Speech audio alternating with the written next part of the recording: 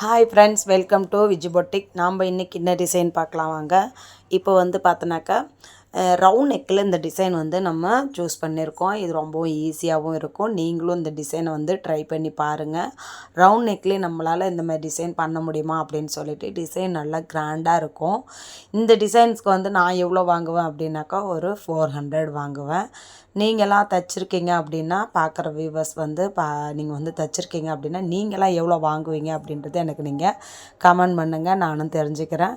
இதுக்கு வந்து 400 வாங்குவேன். பார்க்குறதுக்கு சிம்பிளாக நமக்கு வந்து வேலை ரொம்ப ஈஸியாக இருக்கிற மாதிரி தான் இருக்கும். ஆனால் வந்து டிசைன் வந்து பார்க்குறதுக்கு நல்லா கிராண்டாக லுக்காக இருக்கும். நம்ம இப்போ வந்து இந்த டிசைனை சூஸ் பண்ணதும் இந்த கலர் காம்பினேஷனுக்கும் நல்லா இருந்தது. அதனால் நம்மளும் சரி இந்த டிசைனை வந்து சூஸ் பண்ணிட்டோம். இப்போ பாருங்கள், நம்ம எப்பயும் தைக்கிற போலே அடித்து திருப்பி எடுத்துக்கலாம். இடுப்பில் வந்து நான் அப்படியே நான் வந்து அடிச்சுக்கிட்டேன். அடித்த பிறகு இடுப்புமே வந்து அடித்து திருப்பி தைச்சிடலாம் அப்படின்னு சொல்லிட்டு நெக்கு இடுப்பு ரெண்டுமே சேமாக வந்து அடித்து திருப்பி தைச்சிடலாம் அப்படின்னு சொல்லிட்டு நெக்கை சுற்றி தைச்சி எடுத்துக்கிட்டேன் பாருங்கள். இடுப்புலையுமே தைச்சி எடுத்துக்கிட்டேன். இப்போ நம்ம கையை உள்ளே விட்டு லைனிங் துணி மெயின் துணி அந்தாண்டி நம்ம எடுத்து விட்டுட்டு இப்போ நம்ம வந்து ஒரு அமுக்கு தையல் போட்டு எடுக்க போகிறோம் பாருங்கள். அதாவது லைனிங் பீஸ் வந்து வெளியில் தெரியாமல் நமக்கு வந்து மெயின் பீஸ் மட்டும் தெரிகிற போல் வச்சு நம்ம ஒரு அமுக்கு தையல் போட்டு எடுத்துக்கலாம். இந்த மாதிரி டிசைன் நீங்கள் சூஸ் பண்ணுறீங்க அப்படின்னா நீங்கள் வந்து இதில் வந்து பைப்பிங் கொடுத்துட்டு கூட கொஞ்சம் அந்த டிசைன் நம்ம துணி கிளாத் ரெடி பண்ணி வச்சுருக்கோம் பார்த்தீங்களா, ஃப்ளீட்டட் எடுத்து அதை வந்து நம்ம நகர்த்தி கூட வைக்கலாம். அதாவது ஒரு 1/2 இன்ச்சு நகர்த்தி வச்சுட்டு அது மேலே வச்சு நம்ம லேஸ் வச்சும் ஸ்டிச் பண்ணலாம்.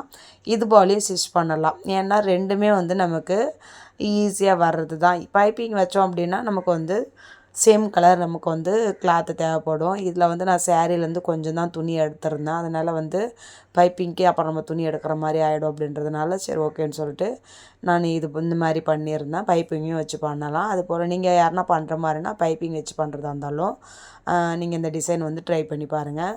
இப்போ பாருங்கள், நம்ம லைனிங் வெளியே தெரியாமல் நம்ம வந்து எல்லாத்தையுமே நம்ம தையல் போட்டு எடுத்துக்கலாம். தையல் போட்டு எடுத்துகிட்டு சுற்றியுமே நம்ம தையல் போட்டு எடுத்துட்டோம் அப்படின்னா நமக்கு வந்து வேலை வந்து ரொம்ப ஈஸியாக வந்து முடிஞ்சிடும் பாருங்கள். ரவுண்ட் நெக்கில் நீங்கள் என்னென்ன டிசைன்லாம் வந்து தைச்சிருக்கீங்க, அதுக்கு வந்து எவ்வளோ நீங்கள் வந்து இப்போது ஒரு டிசைன் ப்ளவுஸ் தைக்கிறோம் அப்படின்னா நார்மல் ப்ளவுஸ்க்கு நான் வந்து 220 வாங்குகிறேன். அப்போ லைனிங்க்கு ஏதாவது இப்போது ஒரு டிசைன்ஸுக்குன்னா அப்போது எவ்வளோ வாங்குவேன்றது இருக்கு இல்லையா. நான் வந்து எப்படி வந்து இதுக்கு நம்மளுடைய மணி வந்து நான் வந்து டிசைட் பண்ணுறேன் அப்படின்றது வந்து என்னுடைய தையக்கூலியும் அதில் நான் போட்டுடுவேன். அதுக்கப்புறம் டிசைன்ஸுக்கு நான் எவ்வளோ டைம் செலவிடுறேனோ அதை பொறுத்து தான் நான் வந்து இதுக்கு நான் டிசைன்ஸுக்கு வந்து தையக்கூலி வந்து டிசைட் பண்ணுறேன். நிறைய பேர் வந்து உங்கள் ஏரியா பக்கத்தில் வந்து டிசைன் ப்ளவுஸ் வந்து அதிகமாக வந்து யாரும் வந்து தைக்க மாட்டாங்க. அப்படி தைச்சி கொடுத்தாலுமே வந்து இதுக்கு இவ்வளோ காசா அப்படின்னு கேட்குறவங்களும் நிறைய பேர் இருக்காங்க. அதனாலே வந்து நம்ம என்ன கேட்டாலும் கஸ்டமர் வந்து நம்ம கேட்குற காசை வந்து தராங்களான்னு கேட்டால் கொஞ்சம் கஷ்டம்தான். ஆனால் எங்கள் ஏரியாலாம் அப்படி கிடையாது. டிசைன் ப்ளவுஸ்லாம் நல்லா ஃபேமஸாக இருக்கிறதுனால டிசைன் ப்ளவுஸ் நமக்கு என்ன டிசைன் சொல்கிறாங்களோ அது நமக்கு என்ன ரேட் வருமோ அதை கேட்டோன்னா கொடுக்குறவங்க கொடுப்பாங்க. இல்லை அப்படின்னாக்கா அவங்களுக்கு வேறு டிசைன் காமிச்சிருவேன். இந்த டிசைனுக்கு இவ்வளோ தான் ரேட்டு, உங்களுக்கு ஓகேனா சொல்லுங்கள், நான் ஸ்டிச் பண்ணி தரேன். இல்லையா வேறு டிசைன் காமிக்கிறேன், நீங்கள் வேறு கூட தைச்சிக்கோங்க அப்படின்னு சொல்லிடுறது கட்டத்திட்டா. இப்போ பார்த்துக்கிட்டிங்கன்னா இது சேரீயோட கிளாத்து. சேரீலேருந்து என்ன பண்ணியிருந்தேன் அப்படின்னா 3 இன்ச்சு அளவுக்கு ஒரு 3 பீசஸ் வந்து நீட்டாக வெட்டி எடுத்துகிட்டு அது மூணுத்தையுமே வந்து அதை ஜாயின் பண்ணி எடுத்துட்டேன். ஜாயின் பண்ணிவிட்டு இப்போ அது ஓரத்துலேயே வந்து ஒரு தையல் போட்டு எடுத்துடலாம் பாருங்கள். தையல் போட்டு எடுத்துகிட்டு அதுக்கப்புறம் வந்து அதை ஃப்ளீட் வைக்கிறோம் பாருங்கள். 1 இன்ச்சு அந்த கேப்பு வந்து அந்த 1 இன்ச்சு அளவுக்கு இருக்கிற மாதிரி வந்து எல்லா கிளாத்தையுமே நம்ம வந்து இது மாதிரி ஃப்ளீட் எடுத்து வச்சுக்கிட்டோம் அப்படின்னாக்கா நமக்கு வந்து ரொம்ப யூஸ்ஃபுல்லாக இருக்கும் பாருங்கள். நமக்கு வந்து இப்போ இந்த மாதிரி தைக்கும்போது அடித்து திருப்பியும் தைக்கலாம். பிசுறு வந்து வெளியே தெரியாமல் தைக்கிறதுக்கு அடித்து திருப்பி தைக்கிறீங்க அப்படின்னா ஒரு அயன் பாக்ஸில் வந்து ஒரு தீர்த்திட்டு அதுக்கப்புறம் நீங்கள் ப்ளீட்டட் வச்சிங்க அப்படின்னாக்கா அது வந்து நல்லா உங்களுக்கு அந்த நம்ம தையல் போட்ட இடம் வந்து நமக்கு தூக்கிட்டு வராமல் இருக்கும். அதனால தான் வந்து ஒரு அயனிங் பண்ணிடணும். நான் வந்து அப்படிலாம் பண்ணலை. இப்போது வந்து நம்ம அப்படியே வச்சு தைச்சிட்டு இப்போ அப்படியே நெக்கு ஓரத்துலேயே வந்து ஒரு 1/4 இன்ச்சு கேப்பை விட்டு நான் வந்து இந்த ப்ளீட்டட் எடுத்து வச்சுருந்தோம் பார்த்தீங்களா, அதை வந்து நம்ம தைச்சி எடுத்துக்கிட்டோம். இப்போ நம்ம அதை தைச்சி எடுத்துகிட்டு எக்ஸ்ட்ரா உள்ள பிசுறு எல்லாத்தையுமே கட் பண்ணி எடுத்துடலாம். இந்த டிசைன் எப்படி இருக்குது, நல்லா இருக்கா, இந்த கலர் காம்பினேஷனுக்கு நல்லா இருக்கா அப்படின்றதுமே நீங்கள் பார்க்குற நீங்கள் நல்லா இருந்துச்சு அப்படின்னா ஒரு கமெண்ட் பண்ணுங்கள். இல்லை எனக்கு இன்னும் வேறு ஏதாவது டிசைன் வேணும் அப்படின்னாலுமே கமெண்ட் பண்ணுங்கள்.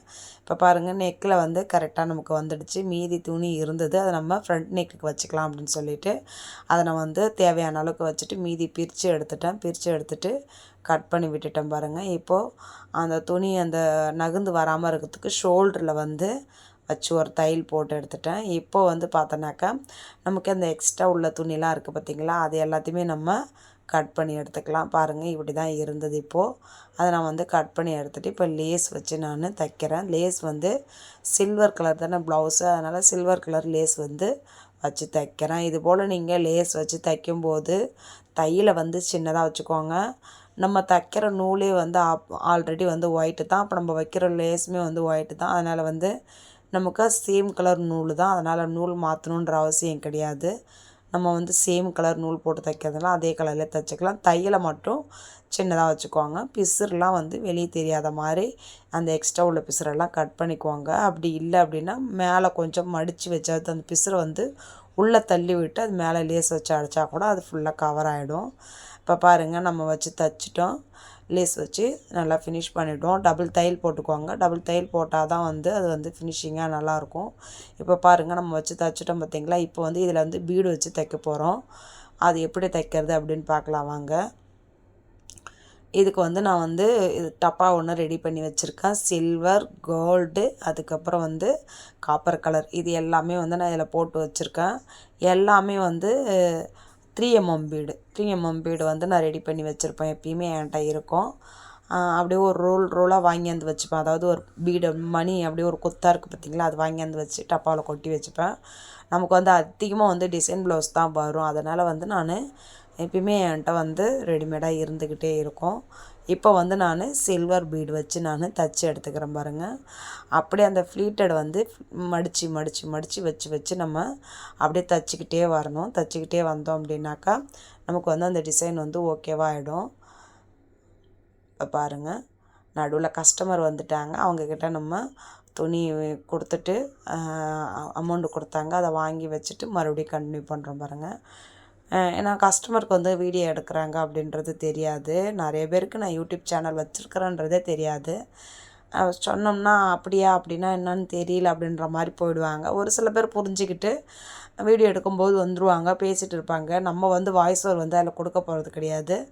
அதனால் சரின்ட்டு நான் மட்டும் கஸ்டமர்கிட்ட பேசிக்கிட்டே நான் வந்து வீடியோ எடுத்துகிட்டு இருப்பேன். இப்போ வந்து அவங்க வந்தாங்க. துணி ஆல்ரெடி நான் எடுத்து டேபிள் மேலே வச்சுருந்தேன். அதை எடுத்துக்கோங்கன்னு சொல்லிவிட்டேன். அப்புறம் அமௌண்ட்டு கொடுத்தாங்க. அதை வாங்கி வச்சுட்டு நான் கொடுத்துட்டேன். இந்த வீடியோ பிடிச்சிருக்கு அப்படின்னா லைக் பண்ணுங்கள். இந்த டிசைன் பிடிச்சிருக்கு அப்படின்னா கமெண்ட் பண்ணுங்கள். பாய்.